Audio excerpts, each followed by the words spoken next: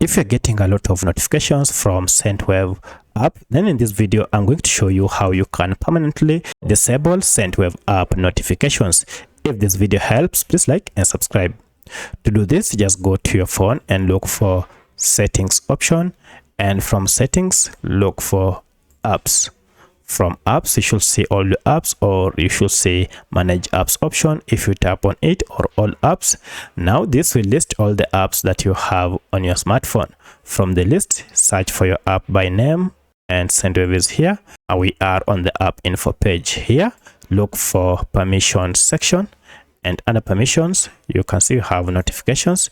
If you tap on it, you can see we have these 6 types of notifications turned on. Among them, notification badges, floating notifications, lock screen notifications, play sound, vibration, as well as permanent notifications. To disable them permanently, just toggle off show notifications, and from now henceforth you'll never again receive those alerts from Sendwave wallet app.